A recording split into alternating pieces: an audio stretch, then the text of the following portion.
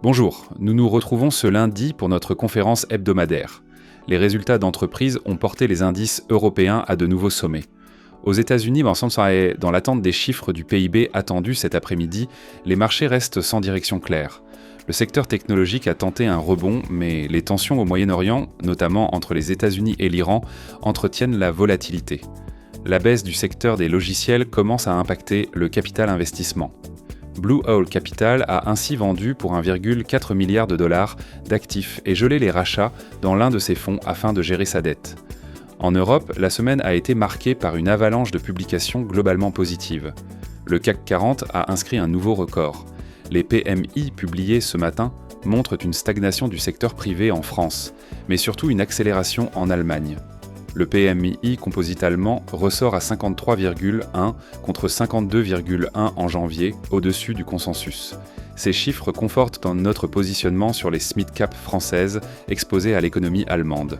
Le CAC 40 progresse de 1,5% sur la semaine, avec 65% des valeurs en hausse. L'indice franchit les 8400 points, porté par trois secteurs. La défense, avec Thales en hausse de 7%, dans un contexte de tensions géopolitiques accrues. La banque et l'assurance, avec Société Générale en hausse de 9% après une recommandation positive de Goldman Sachs et BNP Paribas en progression de 5% après un relèvement d'objectifs de cours.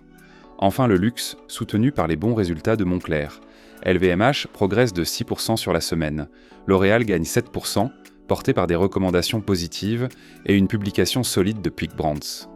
A l'inverse, Essilor-Luxottica recule d'environ 10% sur fond de rumeurs liées au lancement de lunettes connectées par Apple. Les perspectives d'Airbus et de Michelin ont déçu. Airbus fait toujours face à des difficultés dans sa chaîne d'approvisionnement, notamment sur les moteurs fournis par Pratt et Whitney. Le CAC Next 20 progresse de 1,4%. Près de 70% des valeurs sont dans le vert.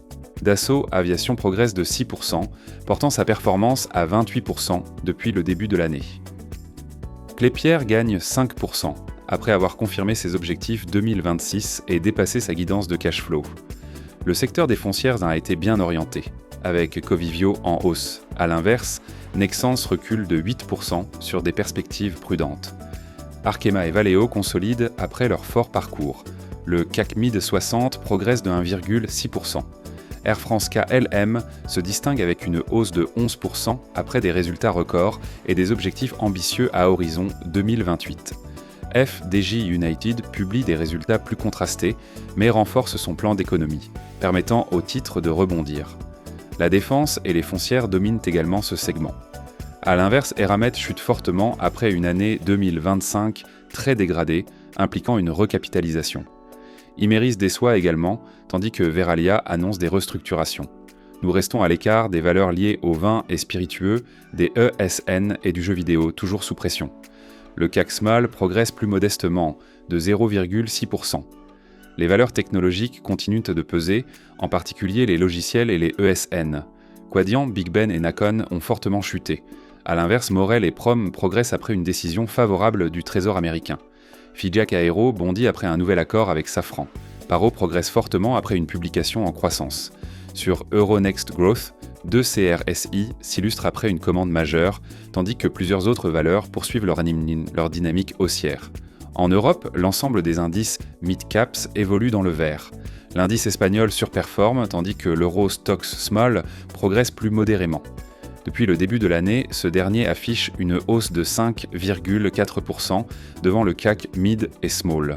Notre buy list reste pénalisé par la surpondération des ESN, un secteur que nous jugeons décoté malgré les craintes liées à l'IA. Cette semaine, nous avons intégré Bastide en remplacement de Fontaine-Pajot par manque de catalyseurs à court terme. Bastide affiche une dynamique solide, une croissance organique supérieure aux attentes et une structure financière désormais assainie. La semaine prochaine marquera le début des présentations annuelles, avec plusieurs publications très attendues, notamment Alten, Interparfums, Lizzie et Decuples.